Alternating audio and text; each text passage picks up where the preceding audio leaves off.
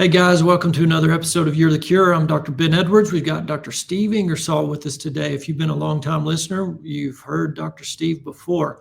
The topic today, we're going to talk about autism and other neurodevelopmental delay, these symptoms that kids start to display. And it can be attention problems, it can be reading problems, different, what we just call neurodevelopmental. Of course, autism, been in the news. J.B. Hamley was on the show recently, just an amazing story that he told about his son who has severe version of autism and nonverbal.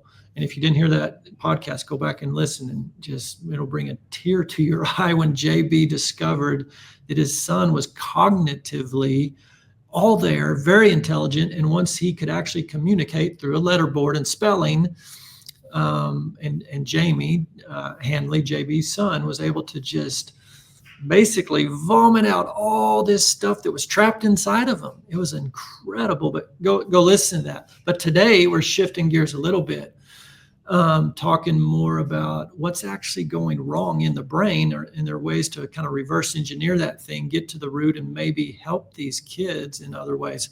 So Dr. Steve's been on this path for a long time of trying to discover what's at the root of this. And I'll bring him on to talk about that very thing, but I wanted to start with this.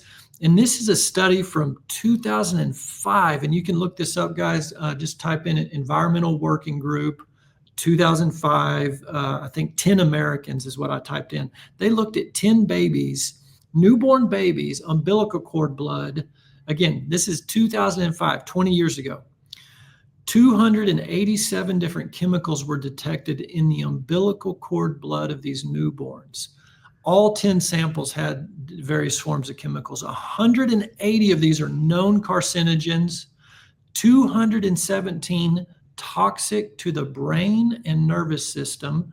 208 of these 287 chemicals cause birth defects or abnormal development in animal studies. That's a toxic womb.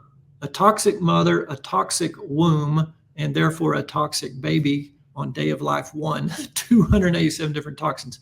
That's not even talking about the nutrient depletion that's been well documented, that modern diets are devoid of micronutrients, and mamas who are not well nourished, i.e. moms eating a standard American diet.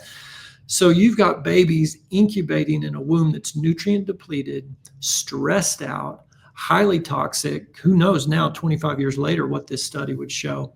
So there's this perfect storm: nutrient depletion, toxicity. There can be a genetic predisposition, and then boom, a major insult, like we've talked about in some of these previous podcasts with Dr. Suzanne Humphreys, Dr. Paul Thomas, the pediatrician. Go listen to that if you want to, about the autistic kids in his practice and what that immediate trigger was, that stressor on the brain. But like I said, Dr. Steve Ingersoll has been studying this topic for a long time. He's actually come up with some solutions. So I've asked him to come on. Secretary Kennedy a few weeks ago had the big press conference, announced that autism rates are now down to 31, 1 in 31. And in California, I think it's 1 in 12 boys. So the numbers continue to worsen with this epidemic. And he said by September, they will start to release the data of an ongoing study that they're conducting to get to the root cause. So it is a hot topic. It's on the front pages. It will continue to be a hot topic until we can get to the root of this thing and fix it and avoid it and prevent it. Dr. Steve Ingersoll, welcome to the show. Thank you for coming back to educate the audience and myself. You have some amazing knowledge. And I always think it was the last one, when you talked about how a thought produces light, internal biophotons produced by thought, by imagination and thinking. It just incredible, blew my mind. But welcome back to the show, Dr. Steve. Thank you for joining us. Thank you so much. Appreciate that, and appreciate you, all the work you're doing, because it's much needed. And Secretary Kennedy's efforts and your efforts and our efforts are in synergy. We know that we have a lot of work to do, but we've got to do something. I mean, 1 in 31.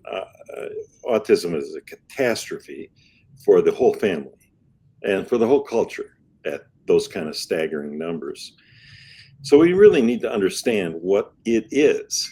And here's my kind of technical explanation, but I'm going to try to make it understandable. I'll start with a kind of an unintelligible description. It is a biphasic epigenetic syndrome or constellation of behaviors. When I say biphasic, I mean the first phase is the toxicities and nutritional deficits that you opened with. The child comes into the world a little compromised due to toxicities, and I'm sure that that's what Secretary Kennedy's going to prove or lay out in September. But then, why that's general? Everyone has that, just about. And so, why are these particular kids affected in the way that they are? And that's rather a sad comedy of timing. We all learn how to do things, how to meet environmental demand at the point of demand, based on our state of maturation when the demand comes our way. That's when we first learn to meet the demand, and whatever tools we possess at that point really are what define our thinking, attentional, behavioral differences. And let me just say, there's no purposeless behavior. As bizarre as the constellation of behaviors are in autism, they're not purposeless. They are with a purpose. And it's incumbent upon us as diagnosticians to understand that purpose, because if we don't understand what they're trying to accomplish, then we don't know what to do.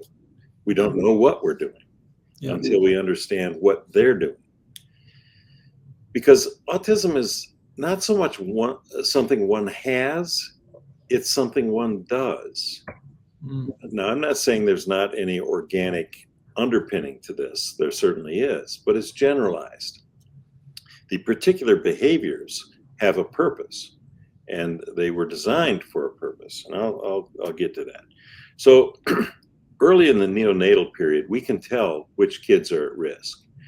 And those kids have relatively soft, primitive reflexes, particularly ocular reflexes, that right after birth, the child comes into the world with reflexes. Like if you brush the cheek of a newborn, the child will begin suckling, its head will roll towards the stimulus. Of course, he finds the breast.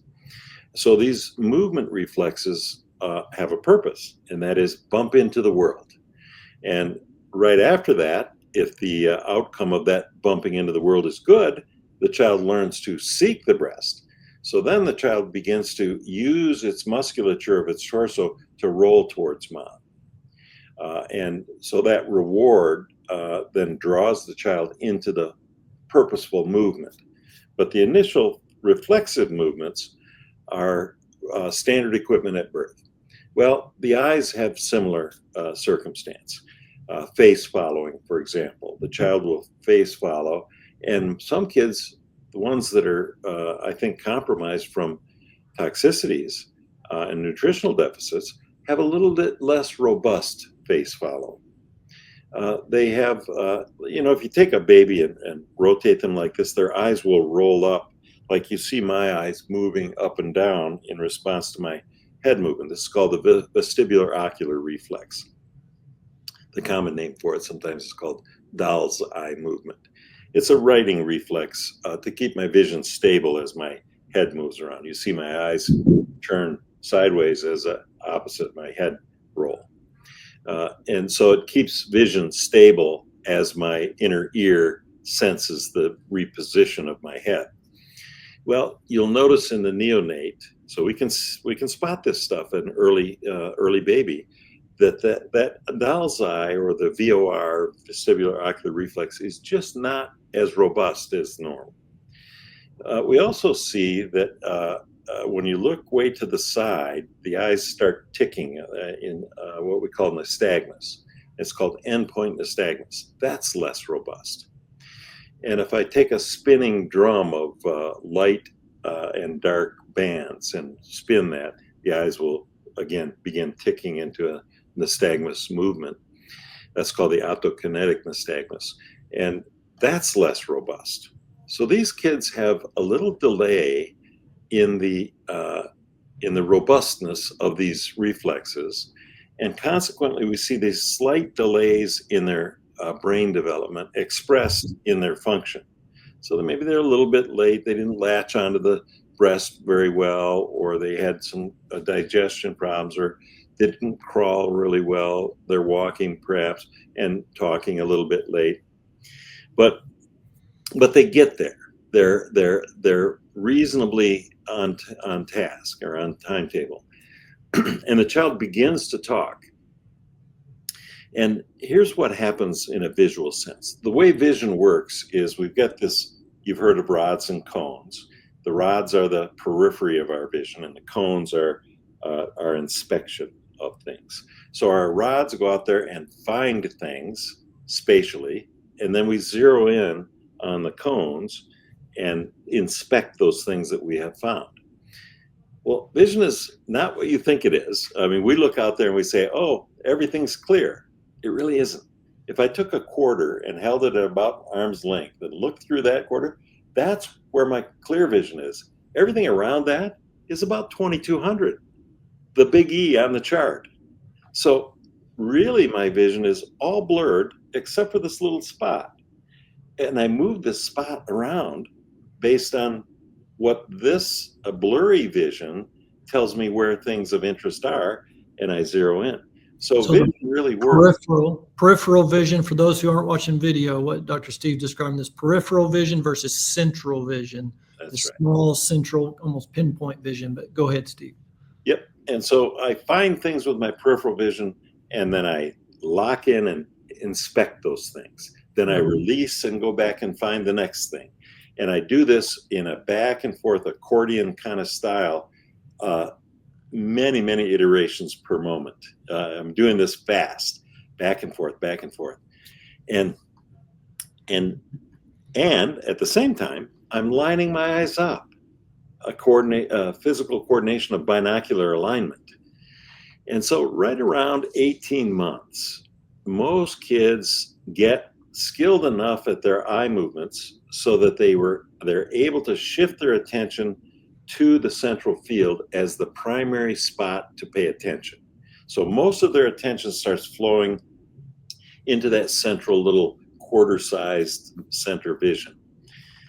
And then they inspect the characteristics of the things that they've locked onto, and that's what gives rise to language. That's why kids take off in language. At the same time, they're coming out of the terrible twos. And of course, that's a transition from my hand to my eyes as the primary seat of attention. The hyperactive child really is a child that hasn't yet learned to replace his hand with his eyes as the primary explorative tool. So when vision becomes dominant in an attentive sense, and the child is skilled enough to find and inspect that peripheral find vision and that clear inspect vision, when they can do both those things and line their eyes up at the same time, they then become primarily visually dominant, and they start exploring the physical surround by grabbing things visually instead of tactily. So their vision replaces their hand. So they were going from touching everything, grabbing everything, putting everything in their mouth, just tactile input through the touch, through the hands. And now it's flipped to input data through the eye. Right.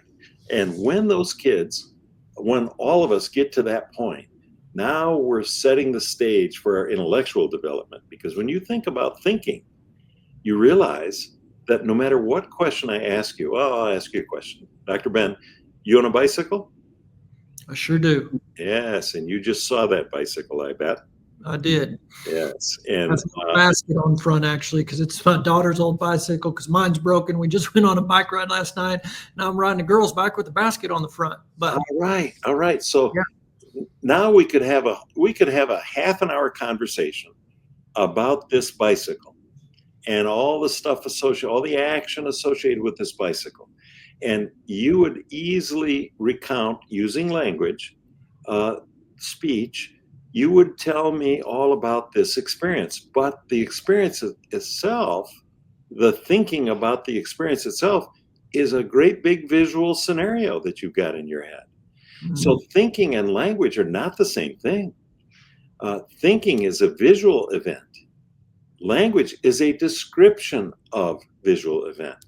That's really why we're having so much trouble with our school systems, you see. Our educational programs are centered on language, which is not thinking. It is the description of thinking. We need them both. I need to be able to think, but language is much easier if it is used as a description of visual thought.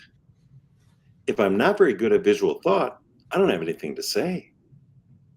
And that's really the story of struggling students. They're not good at the visual underpinning or predicate of language. That's why they struggle with language. Yeah. And our educational approach is targeted toward language. It needs to be targeted towards imagery. That is the ability to construct visual scenarios in one's mind. And when you do that, language gets easy, which really brings us to what's going on in autism. Because one of the critical factors in autism, probably the most dramatic factor in autism, is the retreat from language. And language is the language arises secondary to central visual inspection of things. So the first step of language is the visual grab of objects and the visual inspection of objects. So what I do, I'll take my little granddaughter, for example, Alora. When she was about 18 months, or about 2, her dad and I were both Dada. But then, a little while after, she differentiated Dada from Papa. She saw that Papa, me, was, far more dashing than her father, and therefore he was stuck with the Dada, and Papa became the honorific. So she differentiated the language because she saw the difference. At the time that I was a Dada, all men were Dadas, right? But her language started to differentiate as she made distinctions through that central visual inspection. So that's why language explodes at the same time that the child comes out of the terrible twos, because central visual attention becomes the primary seat of attention. But here's what happens in autism, regressive autism, because that's really what we see. At 18 months or somewhere in that 2 to 3 years of age, right around 2, we see a sudden regression from language. So the child is developing some language, maybe a little slow, but getting there. And all of a sudden, they get sick from something like a vaccine, like the MMR, which is 18 months typical, right? And we get this load or some other injury. Now I know there's all kinds of controversy. We can have that argument, but some insult has created a situation whereby the child's recently acquired binocular alignment is knocked off target. And here's where those that are just listening auditorily are going to have a little bit of trouble, because I want to demonstrate this to you, Dr. Ben. If you could please hold your fingers up, one close and one far, right along the midline. And I want you to turn your eyes in and look at the near finger. That'll create a situation where you've over-converged your eyes compared to the far finger. While you're looking at your near finger, you're going to see the far finger double. Yeah. Is that true? Yes. Now slowly move that far finger off to the side a little bit, just right out. That's probably far enough. Now you're looking at your near finger and you're out 20 or 30 degrees from the midline with that far finger, and it probably looks single now. Yep. And here's what's happening. In my central visual field, I've got a real tight, what's called Panam's Area. It's a receptive field size. It'd be like looking through a screen door, the screen on the door. a bunch of tiny little squares. And if the light from one square fell and a different object fell next to it, but they're in different squares, I see them as separate. However, as we go away from the central visual field, the size of the receptive field size gets bigger. So now we're looking through chicken wire, let's say, with a bigger space for each cell. And both the misaligned targets fall in the same cell. I summate them. That's what happened here. So you were looking out what we call the perifoveal. The fovea is the very center of your vision. And the perifovea, which is kind of the area surrounding it, it has a bigger Panam's area, bigger receptive field size. And so you discover, so here's what happens with the child. Child gets sick. He has already kind of soft binocular skills from that precursor of toxicity that we talked about in the beginning. And so their ability to hold alignment is a little bit less robust than normal. And they slip into a little bit of misalignment, which creates double vision in the central field. They discover that if they look just off to the side a little bit, that the double vision goes away. However, the very central field is what we rely upon for our language. That's why the child retreats from language. It's also why the child starts flapping in the periphery. They'll flap their fingers off to their peripheral vision, or they'll go to Venetian blinds and flip them on and off, or a light switch, or they'll splay their fingers in front of them and create visual motion. All of that stimulates the perifoveal region of your vision, your periphery, and helps them block out the center. They're blocking out the center because the center vision gives them double vision, because their eye alignments are off a little bit because they're less robust in their locked in alignment from the previous delay from toxicities and nutritional problems. And so a certain segment of the kids that are coming to the game of brain development a little bit soft end up less robust in holding proper alignment. They slip into double vision. They take a behavioral step, look to the side to get rid of the double vision. That becomes routinized, and that's the trigger point. Now, here's the important information about that. If at the and this is real important for all physicians and all parents to understand, because we can block this from happening. If at the first moment of suspected regression into autism, and of course that's really what we find is in the case history, mom says the child was sick after the vaccine or after some injury, and he was listless, and then he started losing his language, and all of a sudden it was a cascade of disaster, a retreat from. At the first sign of that, put a patch on the child, patch one eye, and about every 3 hours, change the patch to the other eye, and do that for a couple of days. Then, when the child is feeling better, remove the patch, and the regression into that central visual field neglect will be gone. We can interrupt this. We can prevent this problem from happening. That's my main reason for wanting to get on, and I thank you so much for allowing me to say this. We need to, and I hope Secretary Kennedy gets this information, because we need to. We've got this culture endangering incidence rate, 1 in 30. Oh my goodness, we've got to do something about this. And I'm telling you, if you interrupt the need or the impetus for this central visual neglect, the whole constellation is interrupted and doesn't happen. So that's the preventative message. Now, the therapeutic message, after kids have already routinized this non-central looking, and of course, you've seen plenty of autistic kids, that they don't look at you. They look to the side of you a little bit. Exactly what I'm describing here. Yeah. So the therapeutic solution is to reawaken central visual attention. And there's a number of techniques to do that. And that's what we do at the Iconics Learning Clinic.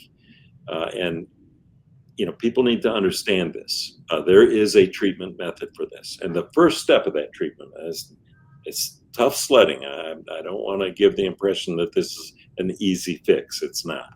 It's tough. But we know we know at least what we need to do.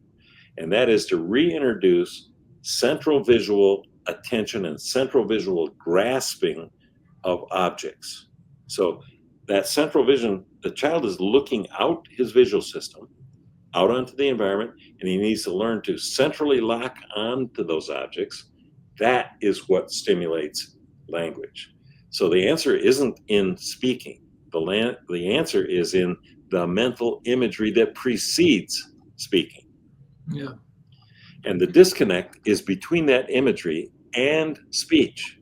Mm-hmm. And when the demand is shrunk down to letters, then they get it. They are able to do that by system.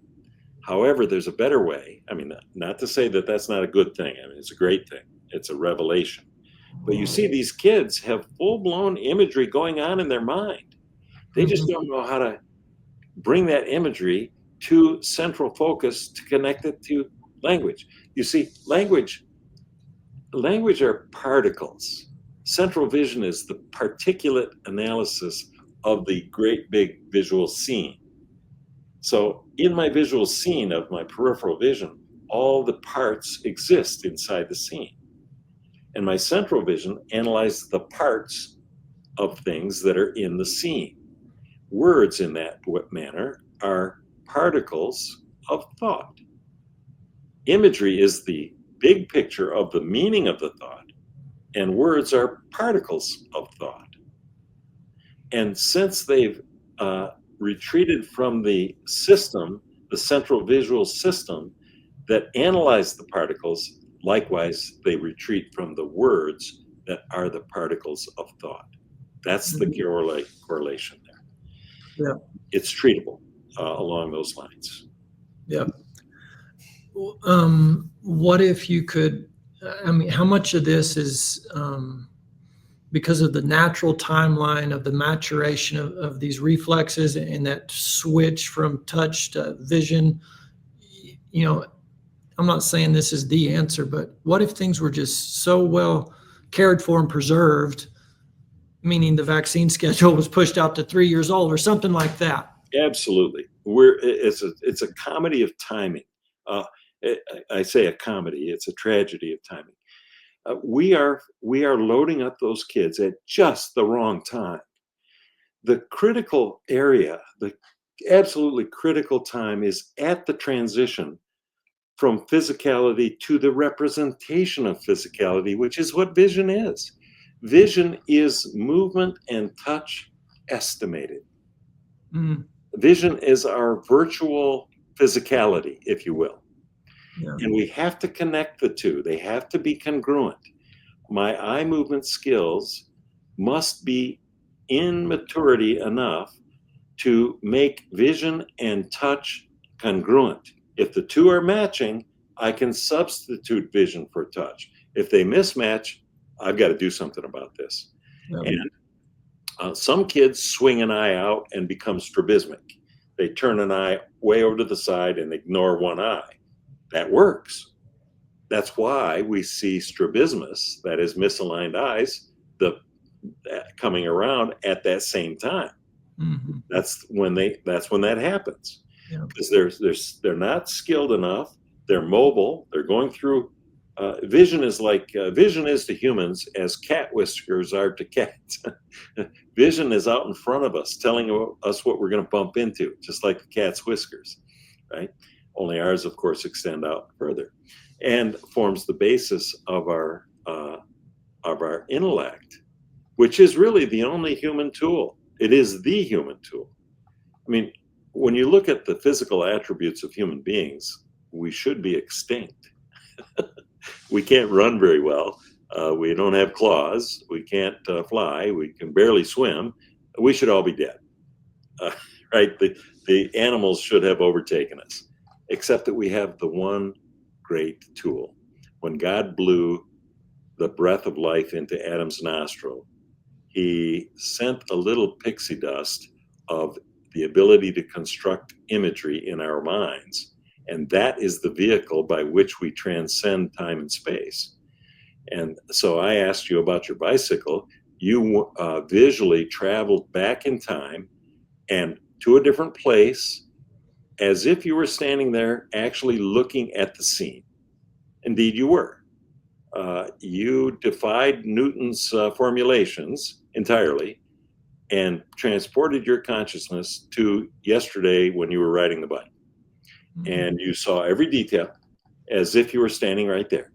That is the unique skill of human beings. We transcend time and space, and it is the tool of dominion. Of course, God had that all planned out, and we're now just discovering that. And every time we discover something new, we realize, oh, that was already in the Bible. Absolutely, 100%. Yeah, so we think we're discovering all these things, and then we circle back and go, oh, I see. Yeah. Our vision is a little more clear. We can That's see right. a little more deeply, with a little more understanding. And without vision, the people will perish. Didn't I read that somewhere? Yeah, I think so. You bet I did. Go ahead. Well, I'm just saying that these anomalies, I guess I'd say the operating system of human consciousness is imagery. The ability to take that extraordinary capacity of creation of lighted scenarios in our mind, which in another podcast we talked about the photic energy that's produced with that and how that contributes to the energy that runs our mitochondrial glycolysis and subcortical regulation, all the physiologic business that goes with that. But that fantastic miracle of skill that human beings have give us dominion over all the creatures. But we also have to live in the Newtonian reality of physicality. Therefore, we need language. So we have to connect this fabulous thinking capacity. And if we were telepathic, I wouldn't need language. I'd just take the pictures of my head and send them to yours, and we wouldn't speak at all. But we don't have that capacity because we have this duality about us. We are both body and spirit. And our consciousness, our conscious mind is our spirit, really. Or maybe there are three, a triune situation. But I can think in vision. And then I get to, and the thing is, I see the future consequences then. I can make a decision. And not only can I make a decision, I must make a decision because I see good from evil. So culpability comes with this construction of lighted scenario. And then I choose, and I have free will to choose. That's a lot of responsibility on a bad guy like me. I have to choose. Moment by moment, I have to choose. And I don't always choose right. And so I need help. Fortunately, God anticipated that too. Sent that along. Hallelujah. But this business of creating lighted scenarios absolutely central to our identity and our destiny. But in order to live in the physical world, we have to describe that which is in our minds with language. And if there's a disconnect between that, see, the central vision gives me the words, the particles. My peripheral vision gives me the picture, which is the imagery, and I need them both. And if I, for some reason, the reason that I just described to you, the lack of binocularity and the resultant double vision and the neglect of the very center of my vision, I will neglect the language also that is entirely connected to central vision. That's the etiology of autism, of regressive autism. And it's the stage is set with compromised developmental physiology of toxicity and nutritional deficit. And other factors, I'm sure, too. But that's the etiology. And it can be interrupted at the first sign of regression with a patch. And it only takes 2, 3, 4 days until the child is feeling better. And then no patch required. And that will stop the cascade into the regressive retreat from language. And then the tougher situation is once the kids are already routinized in this parafoveal fixation. When I say parafoveal fixation, what I mean is directing attention out the side of their vision instead of dead center. Yeah. And that becomes routinized. It becomes their habit. Yep. So therapeutically, we just need to shift them back into the central field. And fortunately, we have some tools to do that. Yep. And that's what must be done to restore language. Are you ready to take control of your health together? You're not alone. Dr. Ben, as well as a mission-driven team here at Veritas, created this online wellness membership because so many are suffering. We want to help more people by sharing the truth that we believe will change lives. Veritas Wellness Membership is more than just a wellness program. It's a movement designed to empower you with truth, practical tools, and a support community at a price that's accessible for everyone. One membership covering your entire household. Upon signing up, you gain access to life-changing educational resources, expert-led webinars, live movement classes and exercise series, community groups and wellness initiatives, interactive classes, as well as exclusive discounts on supplements and advanced lab testing. We also offer complimentary, unlimited peace consults, a space for you to go deeper, discover who you were created to be, and explore how stress contributes to disease. We believe in getting to the root cause and understanding why what we believe truly matters. Our team of wellness navigators are here to guide you every step of the way. So whether you're just starting your wellness journey or ready to go deeper, there's something here for you. So jump in today. We can't wait to walk this journey with you. Visit VeritasWellnessMember.com to get started. How does this manifest in other ways, such as dyslexia, ADD, ADHD? I mean, is this a spectrum of, the severe autism? Even on autism spectrum, there's obviously the spectrum, but Their classification there. For example, Asperger Syndrome. Asperger Syndrome is thought to be kind of autism light, if you will. It's actually the opposite. Autistic kids are, let me put it this way, both the Asperger's kid and the autistic kid are lost in the forest. The autistic kid sees a sea of trees and does not have the capacity to focus down on a single tree. The Asperger's kid is so ingrained looking and inspecting the bark of a single tree that he doesn't realize he's in a forest. So it's the opposite, you see. The Asperger's guy is heavy into detail and misses the sort of bigger picture of social awareness and the cues that come from bigger analysis. Elon Musk, for example, he's admitted or said that he's got this Asperger syndrome. Well, if you watch him, you'll see he's socially awkward. There's he's in an interview, let's say, and he's a brilliant guy, brilliant digital mind. He's in the bark of every little tree, right? Of every little thing. That's why he's so successful in the digital age, you see.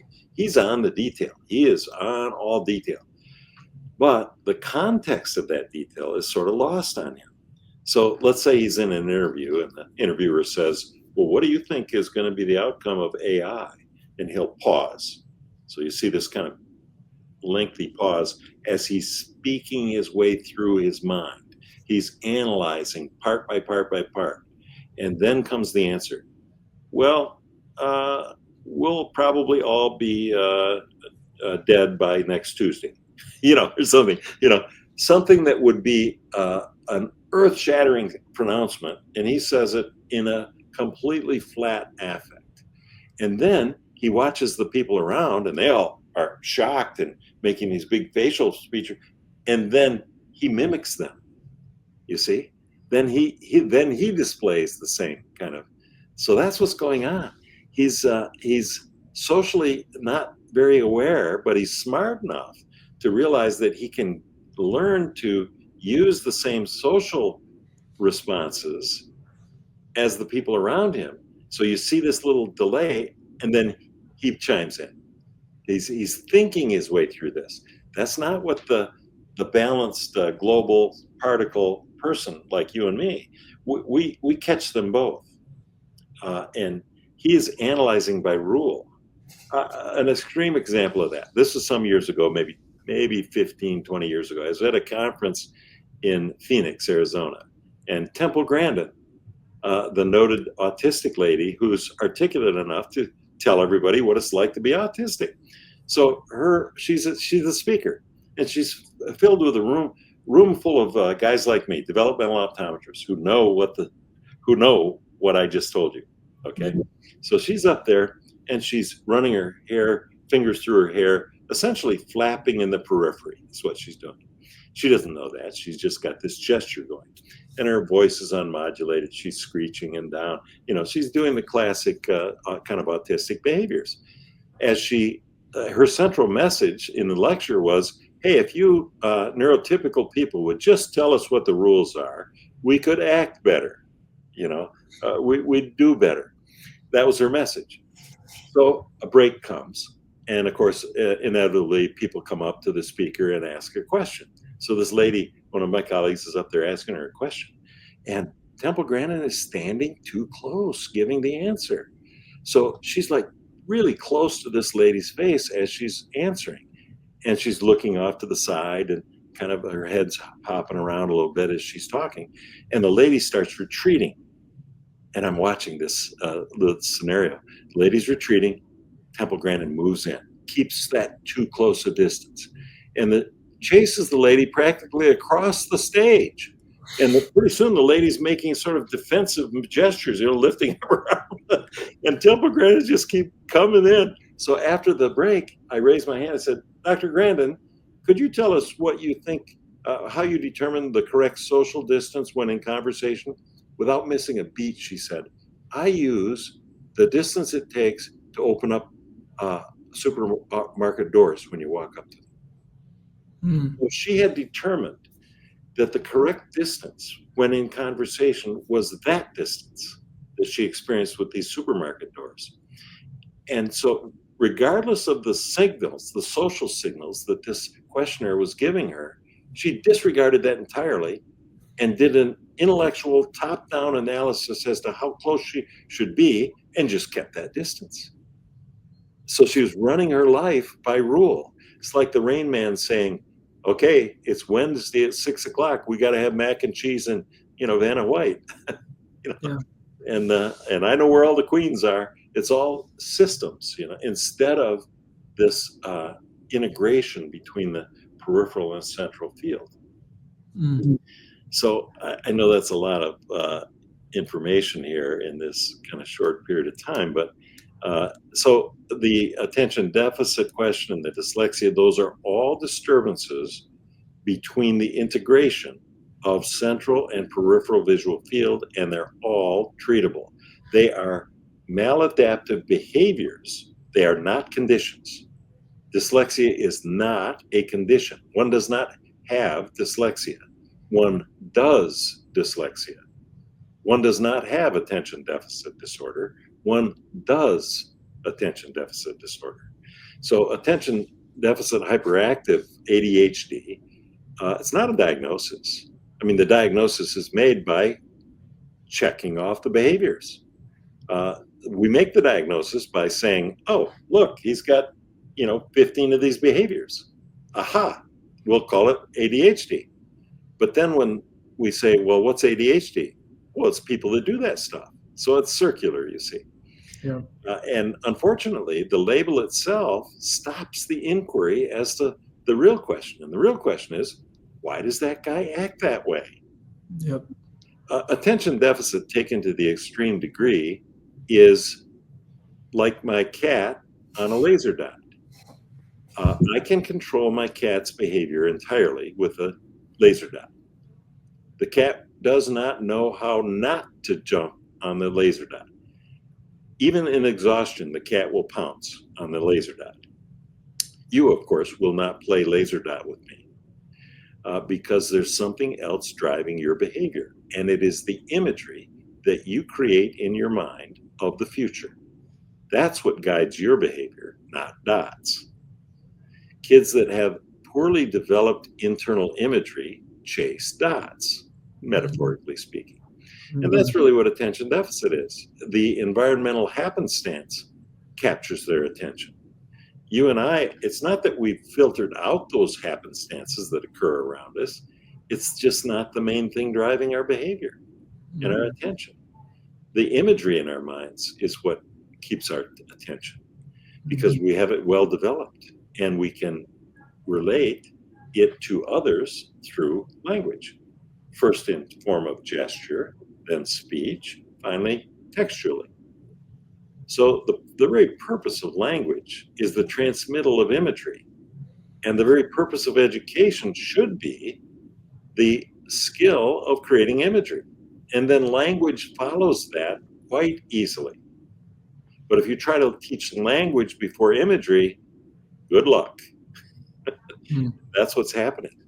We've got a whole bunch of misdirected educational effort that way. And that's why we're bringing this new visually based model, like at Fresh Fire Christian Academy in Lubbock there, to the operations of, we believe in decentralizing education. I mean, clearly we've got an educational problem in the public sector, not only for the reasons that I'm describing here, but all the other things that don't even need to be discussed. Yeah. But we need to redesign how we do education, knowing what we know now about neurology and neurologic development, brain development. And our system, well, think about it. Every single thing in our society, aviation, communication, transportation, everything we do is unrecognizable from a century ago, except education. We're doing the same stuff. It's not correct what we're doing. Our educational system is misstructured, and we can talk about whether it's misguided philosophically. That's another argument, but it's structured wrong. It won't work and doesn't work and hasn't worked because it's not structured correctly. It doesn't match what brain development requires.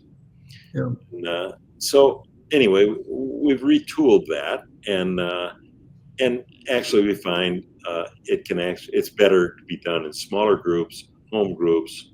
I believe every church in the land should have its own school, and that's our mission. We want to help that way, and we can and have, and are working at that. Yeah. This autistic discussion, boy, it is so necessary, and I hope that through your organization and ours at Iconics, we can have an impact, because this needs to be addressed. It's huge, and I know that with Veritas Medical, you guys you're right in exactly the right philosophy and approach, and I'm so happy to hear that you've gotten some attention from Secretary Kennedy, and more power to you. And God bless you. That's exactly what we need, and it needs to spread across the land. And I think it is. It's a joyful time. It's incredible what's going on. Absolutely. Just a year ago, we were, kind of moping around, hoping for the best, and now all of a sudden the sun's shining, and we've got a chance of doing the right thing, which is, of course, our life's mission. That's what we want. Yeah, exactly. Well, thank you, Dr. Steve. I mean, you've brought so much incredible knowledge and just your passion for this. And we didn't really talk about how you got into this, but with your own child, I remember from previous interviews, and some of his developmental and learning challenges. But you've obviously got to put it in you and gifted you and given you this hunger and desire to help these kids, and therefore help our nation and the world. So thank you for all that. If someone wanted to learn a little more in particular about what you just touched on at the end here, You mentioned Fresh Fire Academy, Christian Academy here in Lubbock. And if local folks don't know about that, you can check that out on their website. I'm going to have the pastor and the head of that school here on a podcast shortly. But they're implementing the curriculum and the teaching model that Dr. Steve's talking about. And there are other places doing that too around the country. But talk a little bit about if someone's interested in that, where do they learn more? How do they explore that? Maybe start a home group or a school at their church or whatever. Yep. They can go to Iconics, which is ICONIX, iconicslearningclinic.com will take you to a website. Another website is iconicsinstitute.com, which is kind of the training arm of our work. Right there in Lubbock, Resilient Beginning is Cassidy Luna, Dr. Cassidy Luna, working with you at Veritas. She's clinically helping kids that have learning problems. And of course, Fresh Fire Christian Academy in Lubbock. My chiropractic daughter and I are coming down, and another staff member from Iconics. We're coming down on June 13th, I think, to do some training at the academy. And we've got a couple of projects going in other spots in Texas. We've got a couple of schools that are forming in Austin area, and one especially school in Houston for autistic kids. And we've got another one that is forming in Dallas area, west of Dallas. So we're starting to get some momentum in those spots in northern Wisconsin and Atlanta area. So we've got some projects going, probably a little too many projects going, but yeah. We're passionate about it. We've got a pretty solid team of people under us that understand what we're doing, and we're working hard to try to get our mission accomplished. But anyway, it's Iconics Learning Clinic, ICONIX, iconicslearningclinic.com, iconicsinstitute.com, Fresh Fire Christian Academy in Lubbock, Resilient Beginnings, Cassidy Luna, Dr. Cassidy Luna. She is a great practitioner. Well, we both agree on that. She's a wonderful lady. Yeah, she's a great asset to this community and to Veritas for sure. She is. And, thank you for training her and supporting her. And thank you for being with us today. It's always so fun to hear from you and to learn from you. So thank you. I'd be tickled to come back anytime that you have a slot. I know you're very busy and you got a lot of people that you want to bring on, and doing a great job with Veritas Medical. Your podcasts are great. I like to watch them. So thank you. All right. Thank you, Dr. Steve. And for everybody out there, as Dr. Steve just said, the podcasts, they're everywhere on all the podcast platforms. Our VeritasWellnessMember.com website, we'll archive it there, YouTube, everywhere. We'd like you to share this with your friends, your family, your neighbors, your coworkers, to continue to spread this truth. It's going to be the people like Dr. Steve, who have pieces of this puzzle all coming together to turn this chronic disease health disaster around. And it is a perfect opportunity now with the kind of leadership we have in the country that we can take some alternative steps than some of the old ways of thinking and doing. So it's a great time to be alive, great time to bring some solutions. So y'all spread this far and wide. And Dr. Steve, we'd love to have you back someday. Thanks again for joining us. Thank you. Appreciate it. You bet. All right, everybody. I'm Dr. Ben Edwards. You're the cure. We'll see you next week. Bye-bye.